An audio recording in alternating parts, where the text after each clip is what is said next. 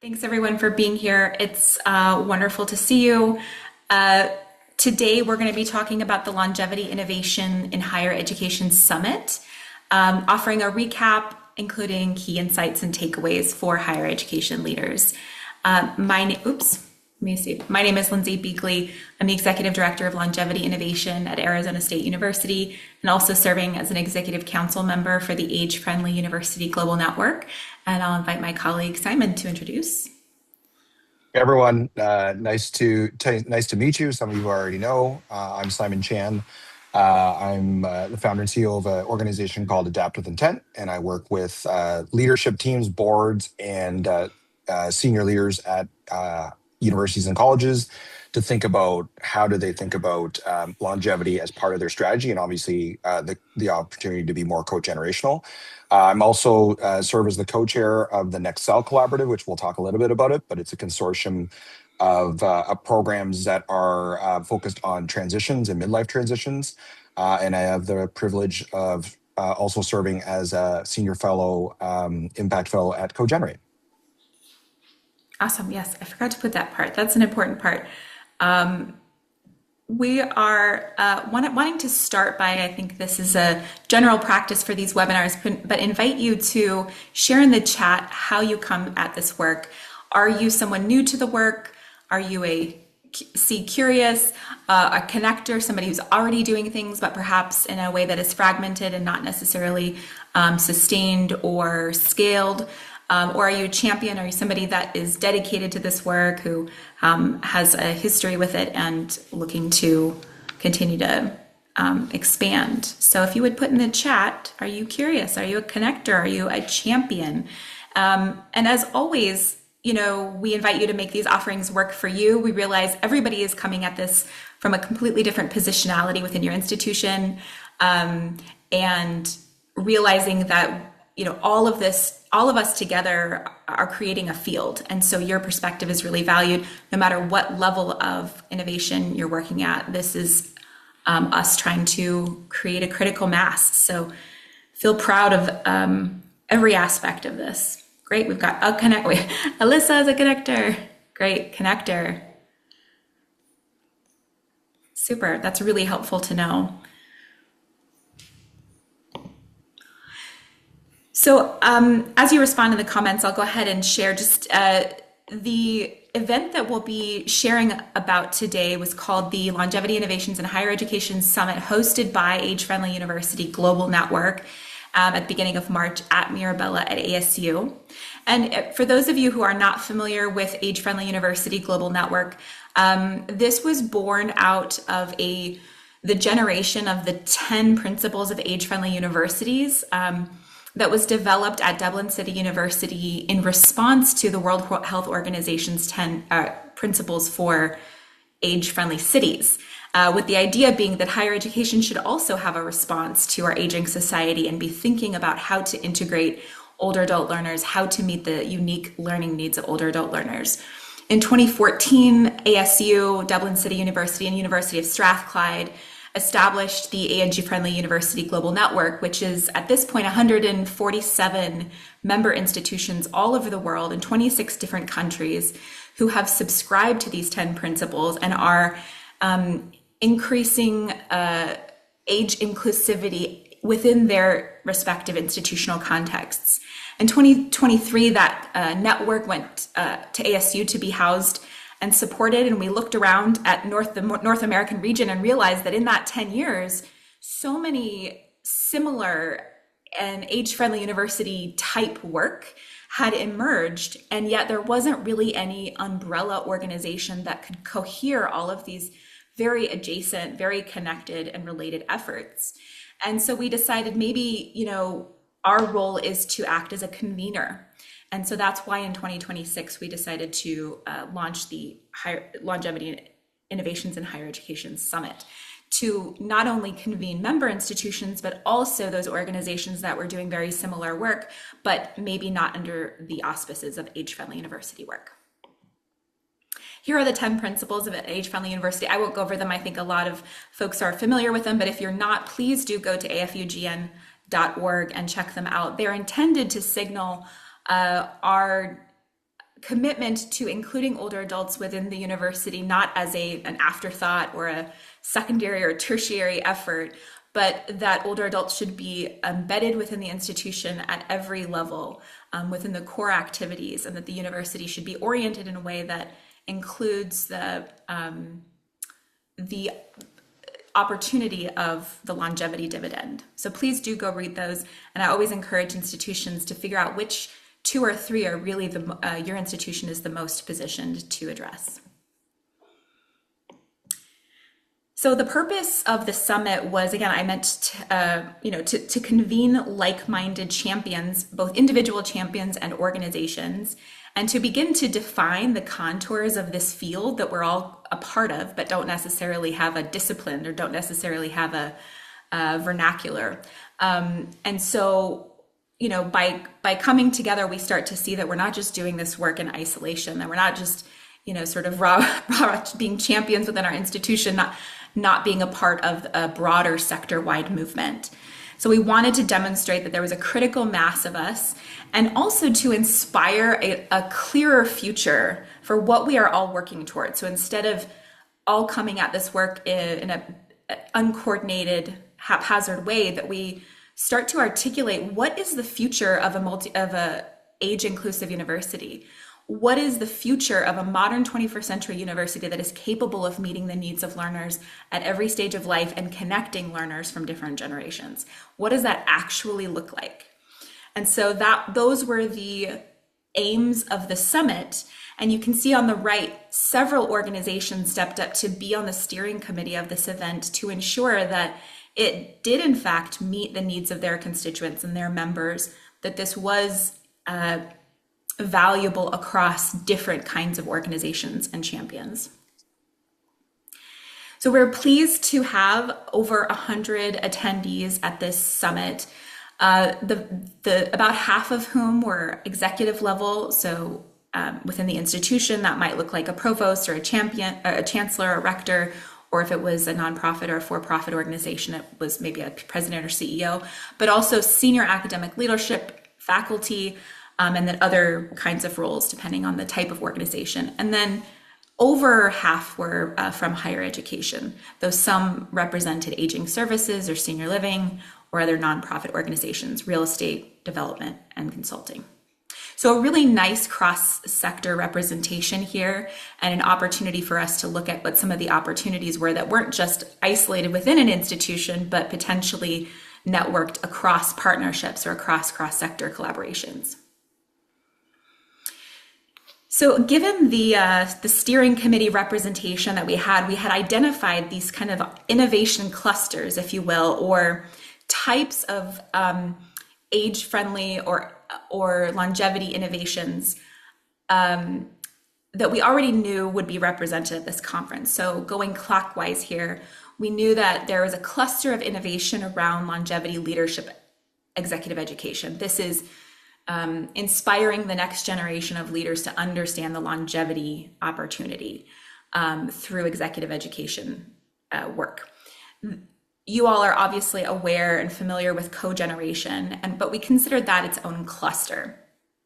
And certainly through the leadership of Campus CoGenerate, this has really been taking off in the last year. And then university retirement communities is its own cluster. There were a lot of attendees there who are interested or already pursuing a university retirement community on their college campus. And then midlife transition programs led by the Nexel Collaborative. And then the fifth domain was age-inclusive domains of higher education led by the Gerontological Society of America. And this work is around assessing the campus climate and the extent to which the campus is thinking about how to include older adults in their practices, both you could imagine hiring, staffing, accessibility, so all of the practices of the university facilitating age friendliness. So this is what we had identified in advance, but I'd love to know from you all, do you see your work represented in here? Do you see yourself within this ecosystem? And if not, what is missing?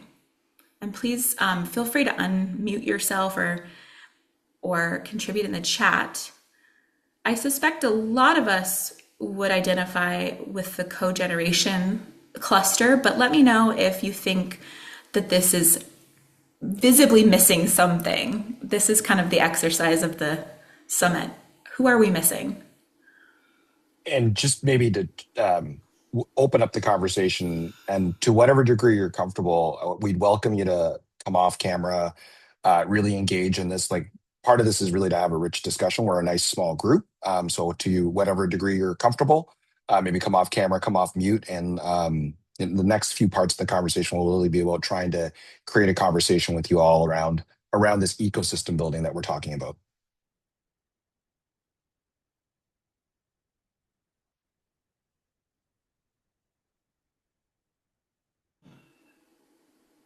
Are any of these a surprise to you? That might be another prompt I'd invite you to consider. Did you all know that these different domains of innovation existed?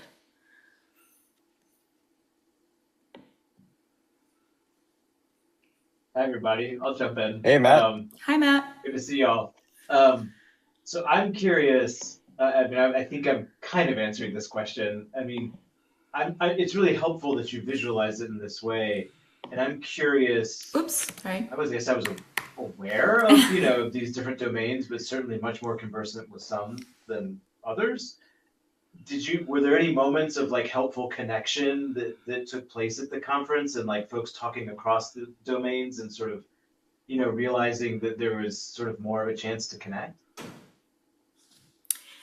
I think there was a lot of us were aware of each other's work, but had never met in person.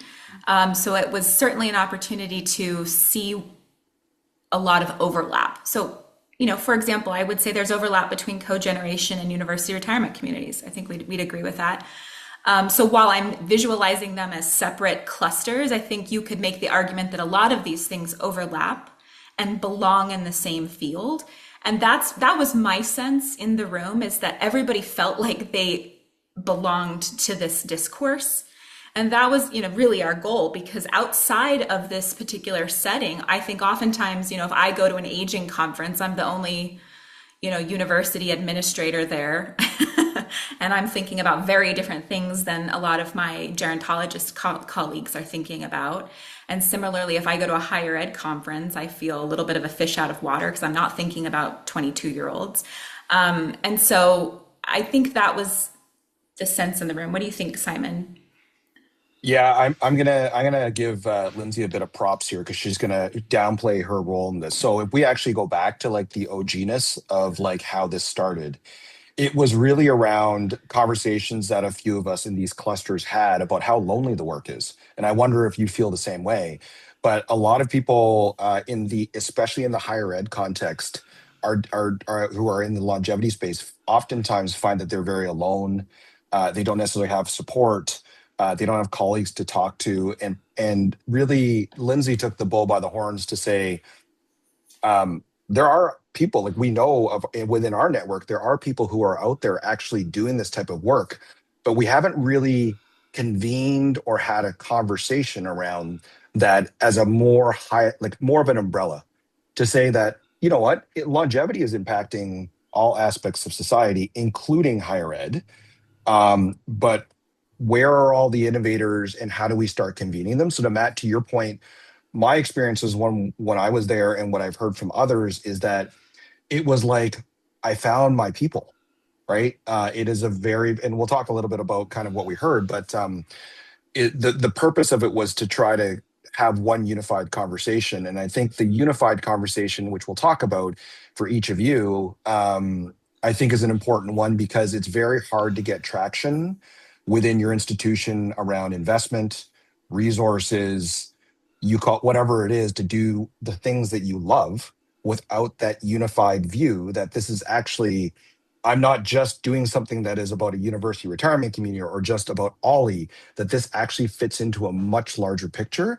And so that was kind of the purpose. So we'll get into it's lonely part, but I mean, Lindsay did a really good job of just identifying that there was an opportunity to bring it together. And that was the purpose that's the why of this, and the group. Tracy, go ahead. Yeah, I was just going to add because I have found my people with this group and I really appreciate everybody.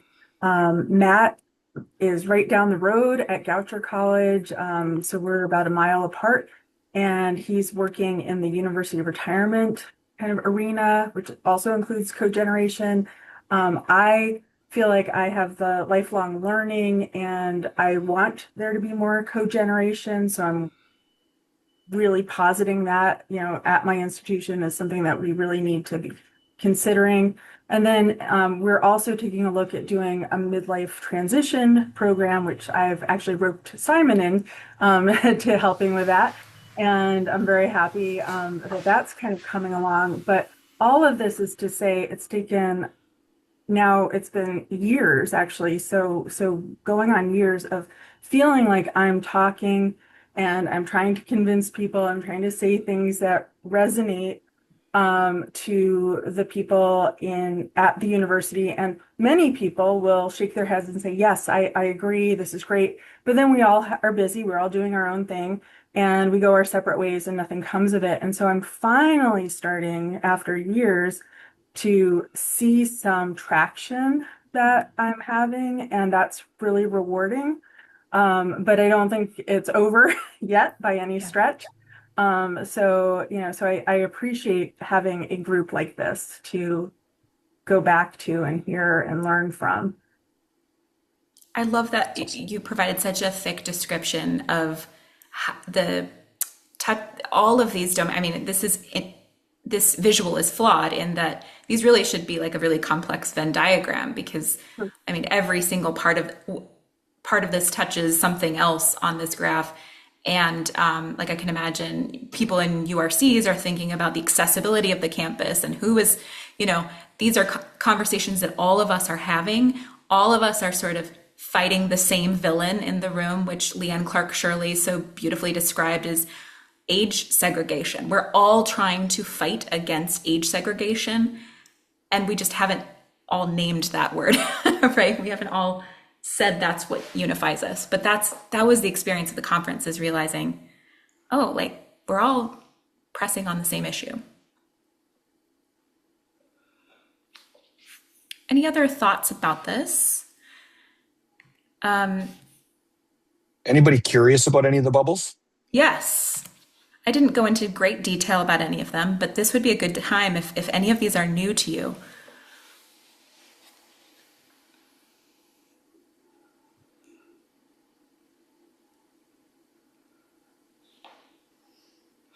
Well, I'll share what I concluded was missing from the conference.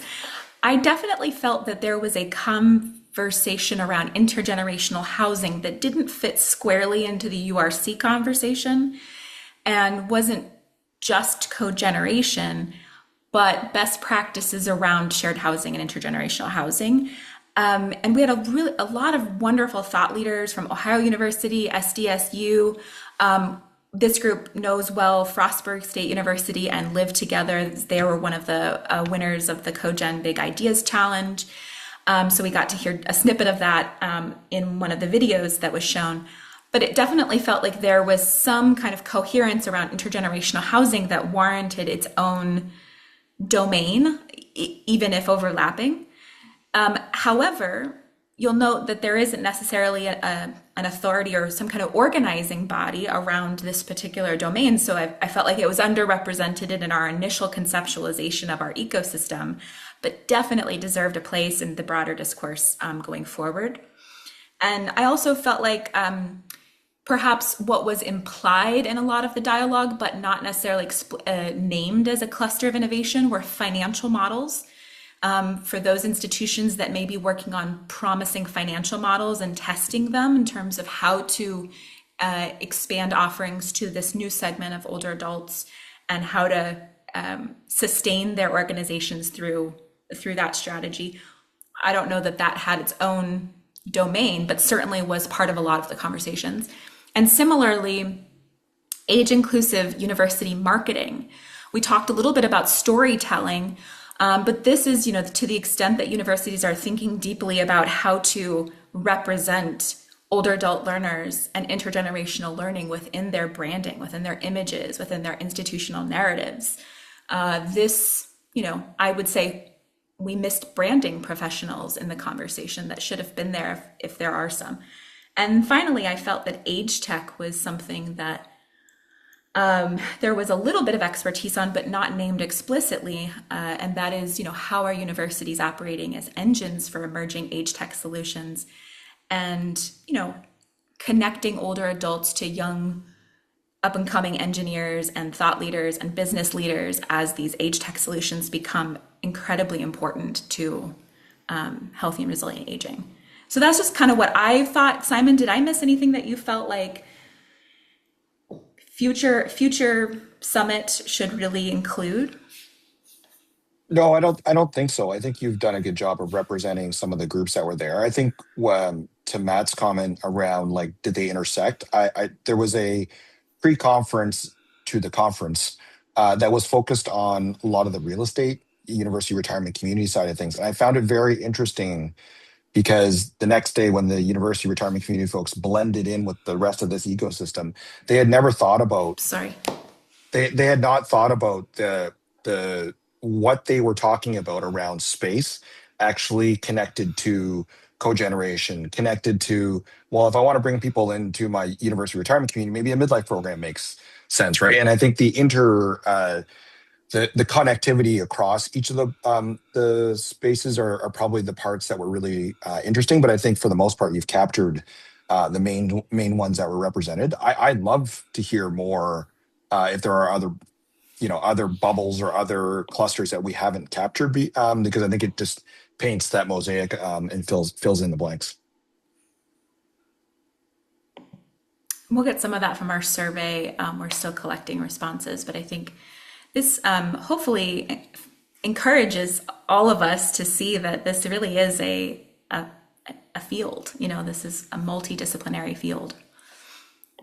Maybe Lindsay, just to touch a little bit on this. One of the things Yeah. that happened at the summit that I think would be interesting for this group was there was a series of panels, and it was perspectives on cogeneration, on age inclusivity at the summit. And so there was a panel with students. What was the student perspective on this? What was the perspective of the older adult learner? What was the perspective of faculty? And what was the perspective of a couple of presidents? And I think it was really interesting to hear from those stakeholder groups around the value, the opportunities, but also some obviously the challenges as well of bringing generations together on campus. But I thought that was a really good um, perspective to have. And I think about, again, as you embark on this work, we'll talk a lot today about like how do you get senior administrators and senior leaders on board. But I think equally important, it's really important to make sure that you've got the perspectives of the various staff, faculty, alumnus, students, et cetera. And I know when Matt hosted us at Goucher, he did a panel on that, and I thought that was equally powerful. In both cases, it would have been great to actually just record it, because it would have been great to be able to play that back. Because I think these bubbles were all very interesting. Well, at least to us, they're interesting, but they're somewhat theoretical in the sense that what actually happens on the ground, and that's where I think most of you are working is, how does this impact our campus and students day to day? And I think that perspective of the stakeholders is really important. Simon, what were some of the insights from those panels that you felt were really salient and important? Well, I think the one that jumped out at me was there was a student panel, and one of the individuals was, I think, a pre-med student. And she talked about a club that was organized by one of the Mirabella residents, so an older adult learner, several of them, around what it's like to be a physician, right? And she talked a lot about how, I can learn something in the classroom, but to be able to, is it bi-weekly, Lindsay, or is it weekly that they meet? Bi-weekly. Bi-weekly, they meet with this group of former physicians, and the topics that they touch on, the things that they talk about are so real and real world, and they develop relationship and bonds. And so I think that was one of the things for me that really stood out, which is we talk about bringing people, older adults, onto campus from a learning perspective, but like, how do we serve their needs from a learning perspective? But then how do we actually repurpose them as well to actually, learn and build relationships with other generations? That was a really live example of how it benefited the resident as well as the student. And the student piece of it is really interesting because I'm the chair of the board of a university, a board of trustees here in Canada. We talk a lot about like, preparing students for the labor market, et cetera. I think what that student learned is so relevant for her future and for the job, and it's not something that we tend to capture as a on campus as a benefit of intergenerational and cogenerational learning. That student talked about how she was hesitating to introduce the topic of death and grieving into her club, which is a medical humanities club. So she's part of two different clubs that residents are part of. But the medical humanities club, you can imagine, grieving and death is a really important topic for these students to be able to navigate. And she was hesitating bringing it up with residents in the room. And she said one day, I think it's time we talk about death and grieving. And the residents were like, well, it's about time. Like they were waiting for her to be ready. And of course, they were absolutely responsive to that area of her learning. And you can imagine how rich and vulnerable those discussions were that could have only happened intergenerationally. So I would also say on that panel, the other student was what they call post-traditionally aged student, a little bit of an older student, veteran student who felt very unseen in his classes, that his professors didn't really understand that he was a working student and that he had a lot of working experience. And he said that the presence of Mirabella residents in his classes allowed the conversation to drift towards more practical or the assumption that there were students in the class that had work experience. And he felt much more included in the discussion of the class when those older residents balanced everything out. So I thought those were two really surprising insights that I hadn't seen before. So Yeah, and the faculty member panel was really fascinating as well, because I think sometimes we assume that there'll be some sort of, there will be objections and challenges from faculty. And I think they admitted early on that they were apprehensive, but they talked about the value of having individuals with experience in their subject matter in the classroom, and how that actually, to a degree, lessened the load on them, helped them complement the research that they might bring to the table, and had people with practical experience that would actually talk about how it might be applied in the real world, and really helping students kind of prepare for that future.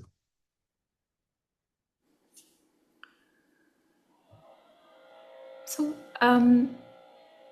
we'll move on to the discussion about scaling and building. Simon, do you want to Sure. take this one? So this one I think is really a slide that it's busy, but I thought it'd be good to put some quotes on here, because where we want to start off with is what have we heard from practitioners, from program leaders, from folks who run programs or are thinking about running programs. What have we heard from them previously, and then what do we hear at the summit? And so I'm curious. I'll read a couple of these off, and again, to the degree that you're comfortable, either throw it in the chat or maybe come off mute, whether these resonate with you. And we've already heard a little bit about it from a couple of people. One of the common things is, I know this matters, but I cannot get it on the agenda of senior leadership. Where they're focused on enrollment challenges, budget cuts, the near-term challenges. And there are, many of us here that, the leaders will say, oh, this is important, but it never becomes a priority, and it never really gets any investment. The second thing that we hear often is around, you want to launch a new initiative, you want to grow your initiative, prove to me what the ROI is, right? And the challenge is that, we haven't launched the program yet, or we've launched it in small scale, and we can't really tell you exactly what the data is. The third is, there's interest from older adults, or there's interest in, people love the idea, but I can't really convert it or get it into something that's that there's consistent uptake. It's hard to price it if it's not a traditional degree. The fourth is really around where does it sit? And I'd be curious to hear from you around if you run a program, where does it sit within your university ecosystem, right? A lot of people are challenged around, well, this kind of sits between departments, right? Because there's a bunch of different homes for it. And it's really treated as kind of, an incremental innovation or an interesting idea, but it's not really part of strategy. And the last, which I assume most of you can resonate with, is you are building these off the side of your desk, right? If you're here, you're probably a very passionate champion or connector within your university environment. But it's challenging for you to scale it or grow it or expand it without any type of resources, investment, or authority. So those are some of the themes that we hear from people who are building programs on the ground. Again, I'm just going to invite the group to maybe share some of their thoughts. Does this resonate with you? Is this your experience? Is there anything I've missed?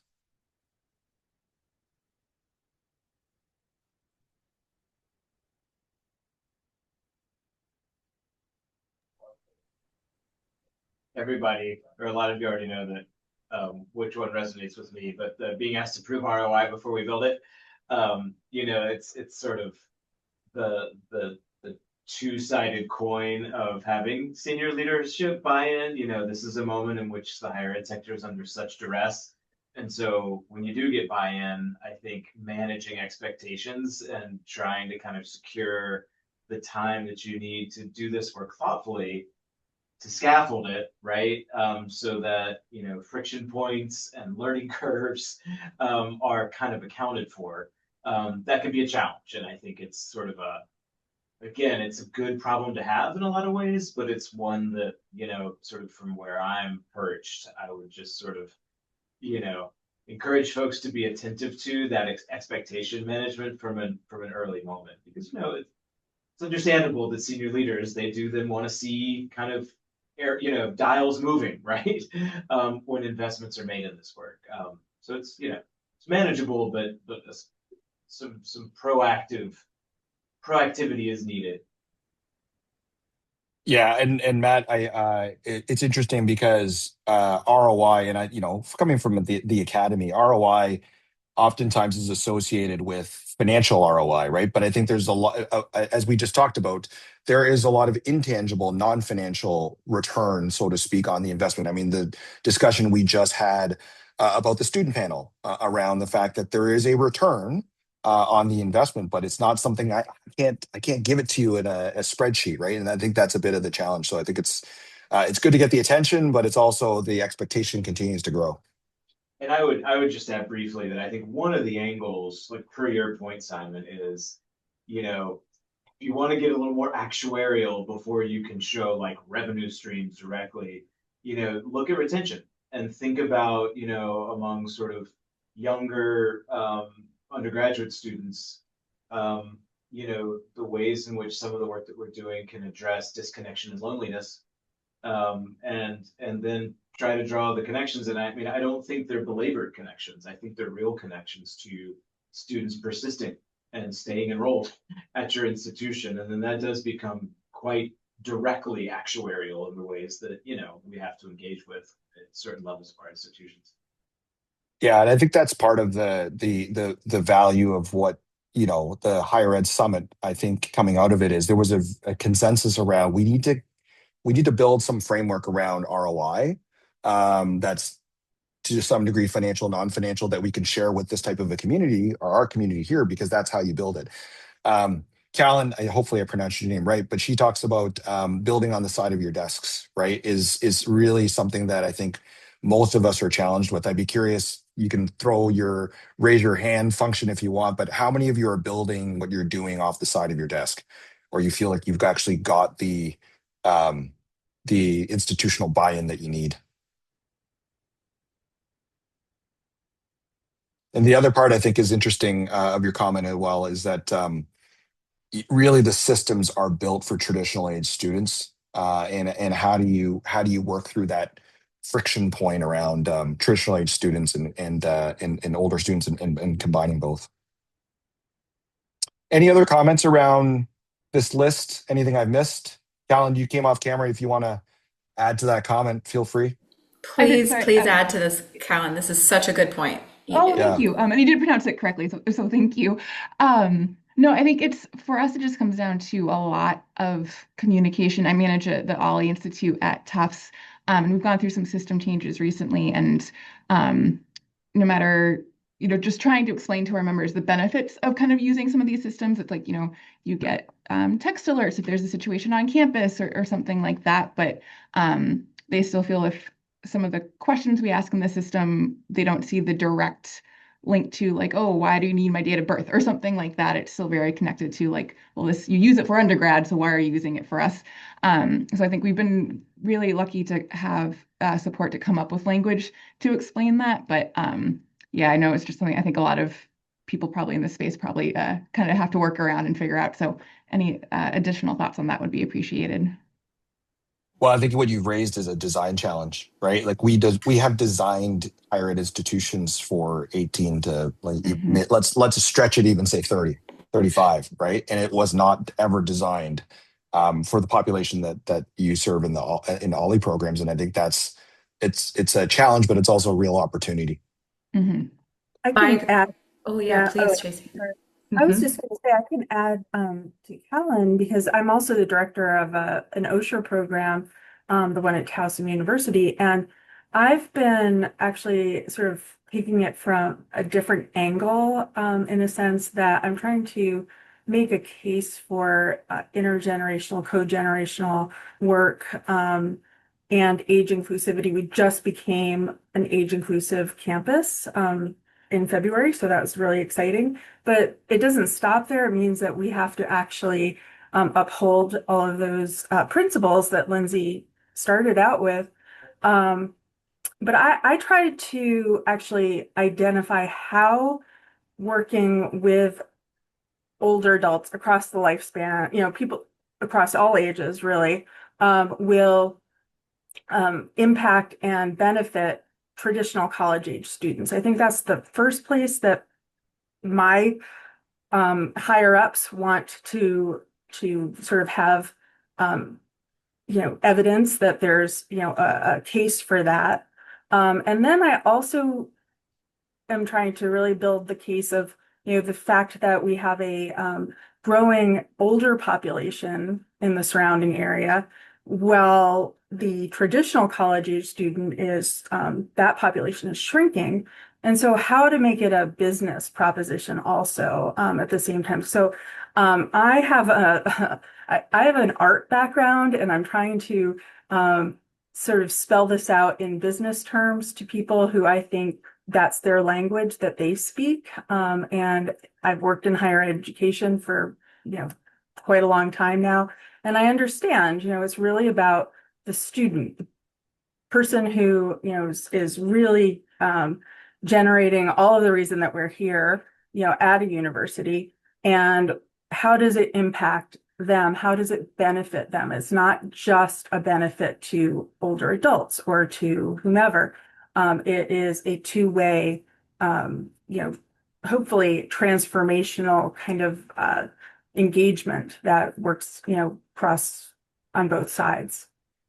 Thank It's a you. great comment, Tracy. A couple of really quick things, and you've actually teed up my next slide, which is perfect.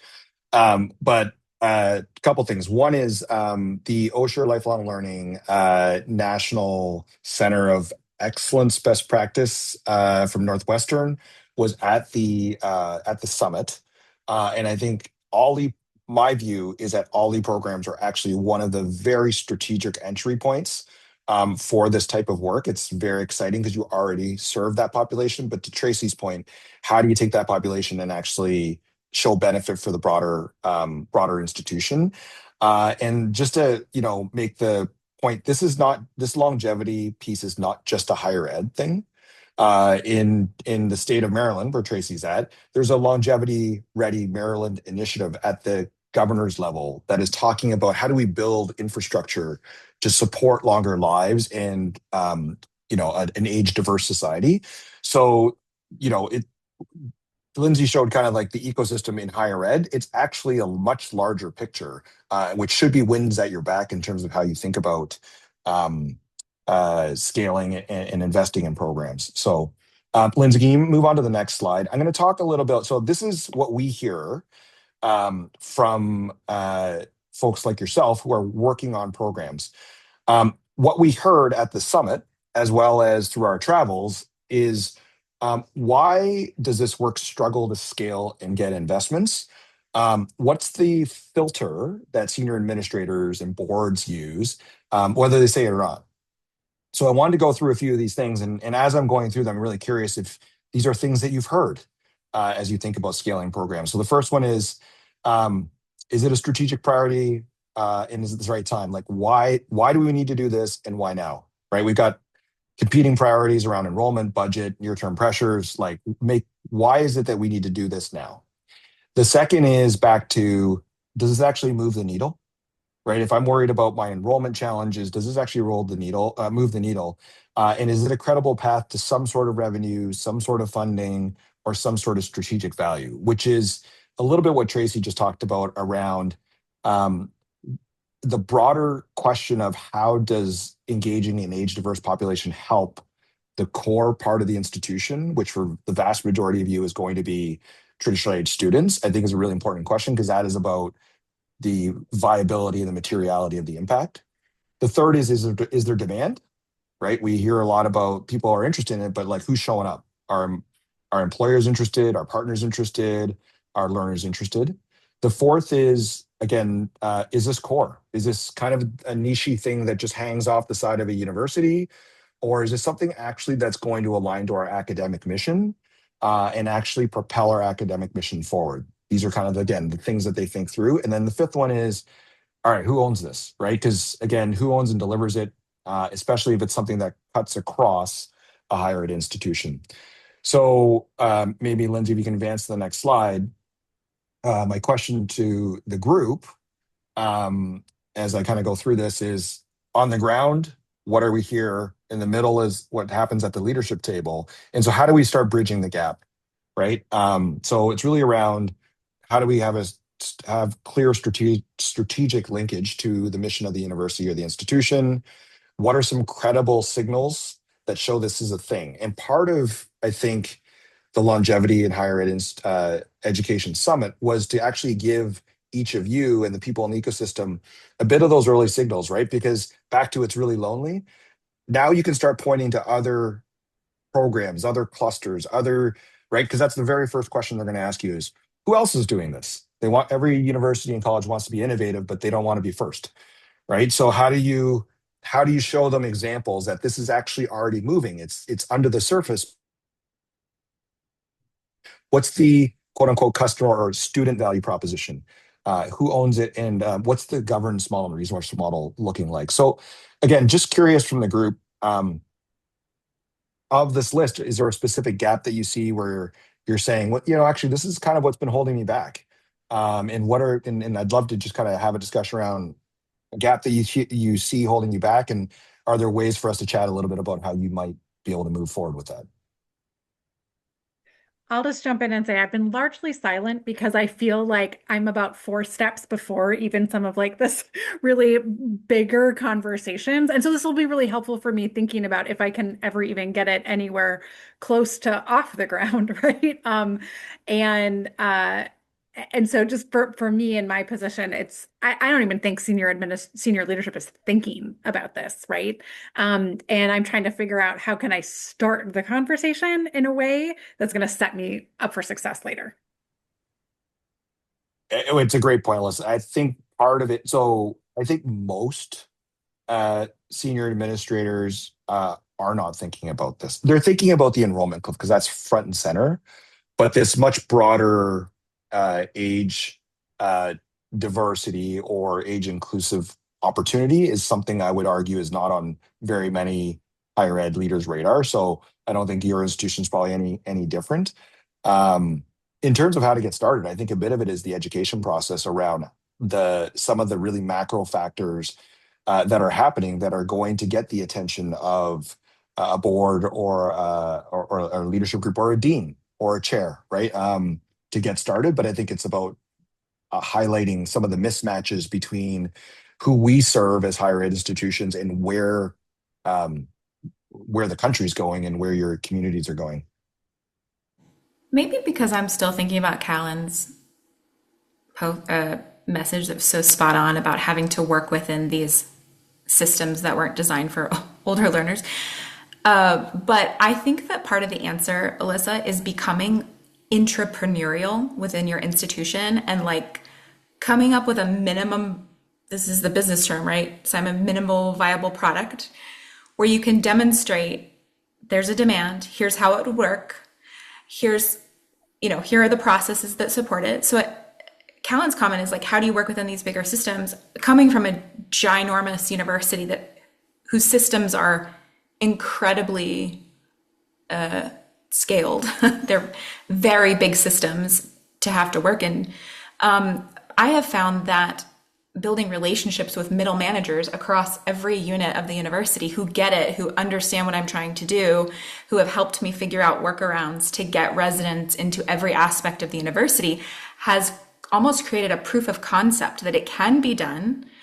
Now we have the process for how you would get a non-credential seeking learner through admissions, through enrollment into a class without having to declare a major and pay tuition. Like, we have figured out all of these processes because I have built relationships with people in the registrar's office, if that makes sense. So it's like almost creating a proof of concept that you can then say, look, it can work.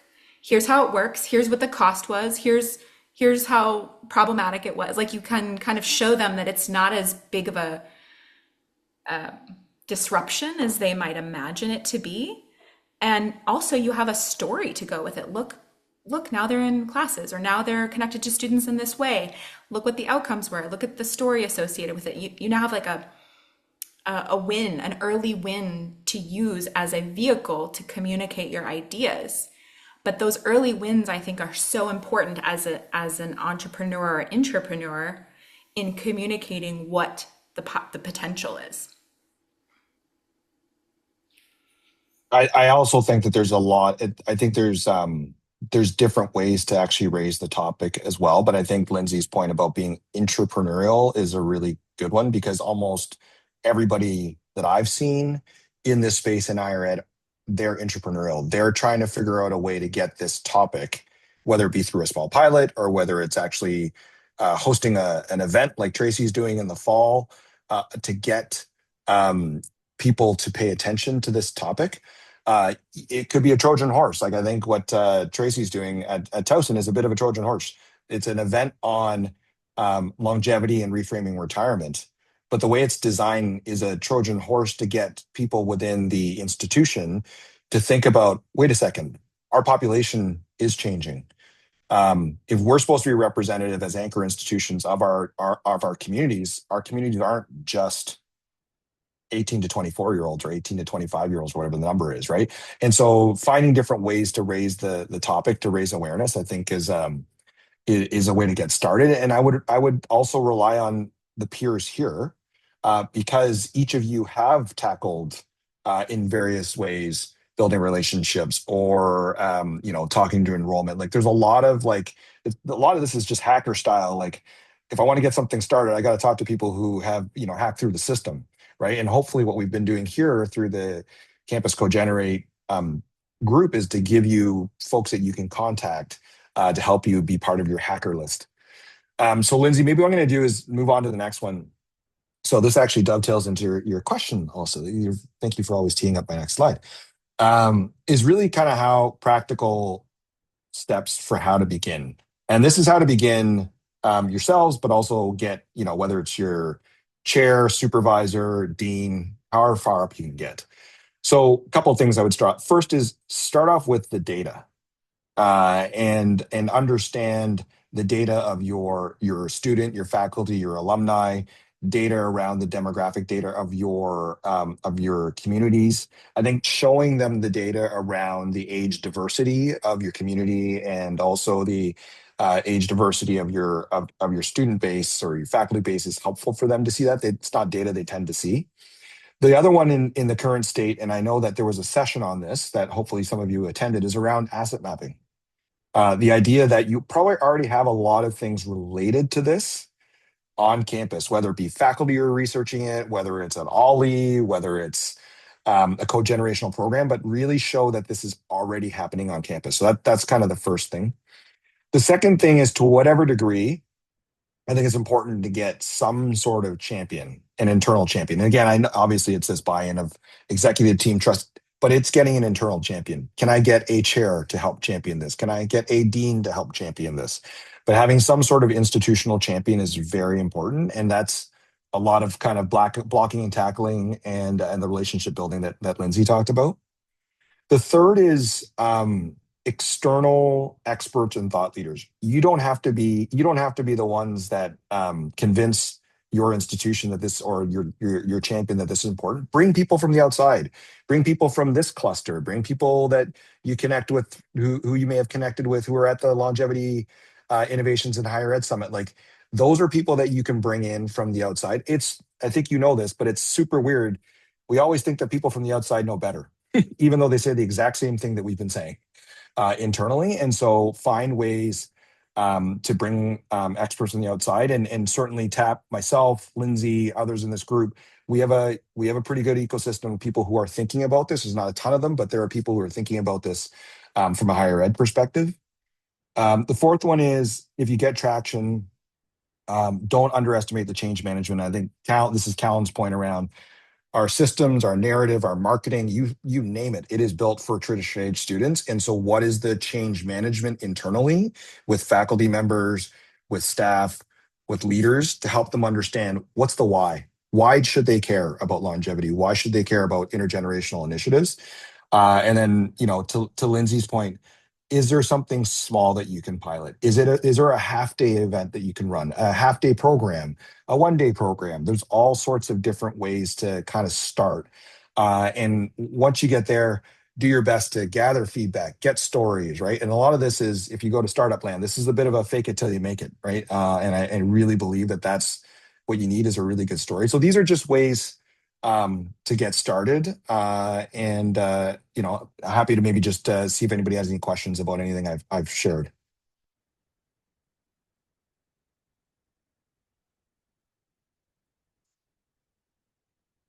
Great. Well, maybe on to the next slide, Lindsay, and I'll pass it back over to you. Oh, sorry.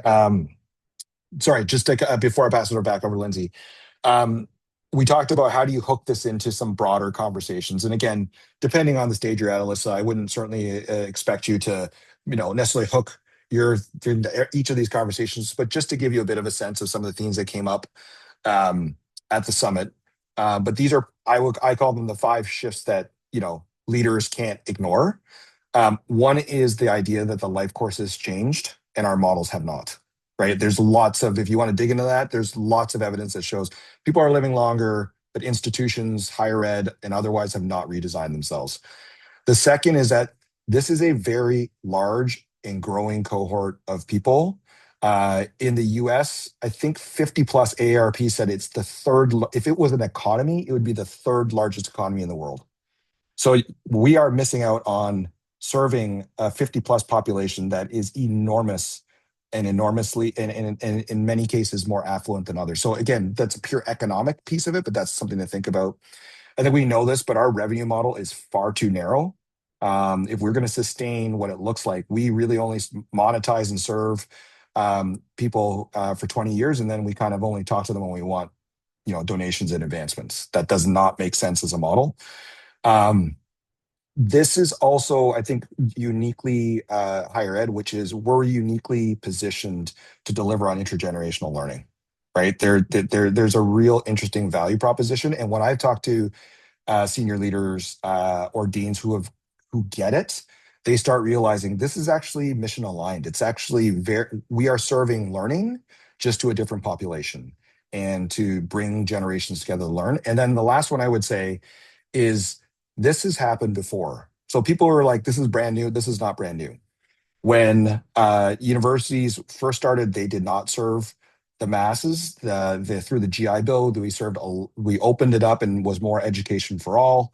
That was the advent of undergraduates. When the information economy came in, we've created professional services degrees, exec education. When women came into the workforce, we built programs specifically for onboarding women. Like the international students, I could go on and on and on of how higher ed is iterated based on where the world has gone, and this is no different. So just something for you to think about. If people are wanting parallels of have we done this before, there's many examples of them, and I would argue that early movers are going to be the ones that are going to win. So Lindsay, I know we only have a couple minutes. I'm going to pass it back over to you to kind of close us out. Okay. I had a activity plan, and I think I can do it in 1 or 2 minutes. So one of my very favorite parts of this summit was when we invited the director of the Center for Science and the Imagination to speak to us on the last day. Ruth Wiley has consulted with NASA and the Smithsonian about the future of their organizations and the futures of their industries by questioning assumptions about what they do. And so she started off this presentation by talking to us about what are assumptions about what makes a book a book.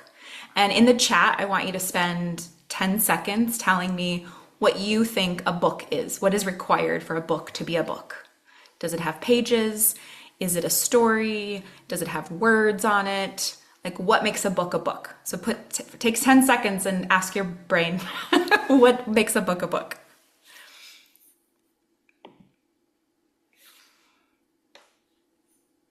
Some kind of story, some kind of narrative, words that tell a narrative. So if I said this book is instructions, there's no narrative, it's just step-by-step instructions to do something, would you still call it a book?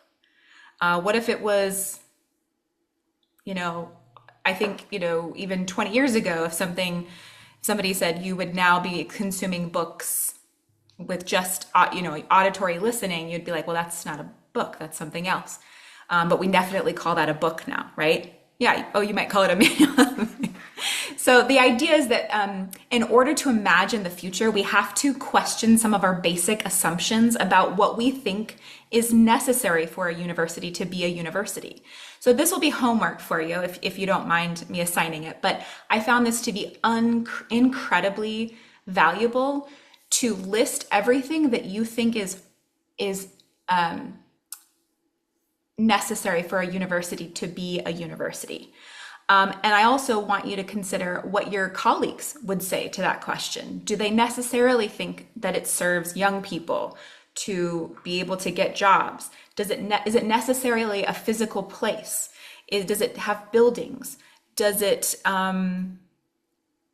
have, right? So all of these assumptions about what a university is, those are the assumptions that we can play with to imagine what the future of the university might be. And we as designers of that future university need to be able to unhook ourselves or unmire ourselves in some of those old assumptions about what universities are. So I will just leave it at that, but please go through that exercise and enjoy some of the prototypes that our colleagues designed for what the future of the university might look like. We had a lot of fun with this activity. That's all. I want to be respectful of your time. So thank you all so much for coming and for joining in this conversation and continued conversations. And thank you so much to Lindsay and Simon for leading us in this conversation. Thank you. Thank you. Good to see you all.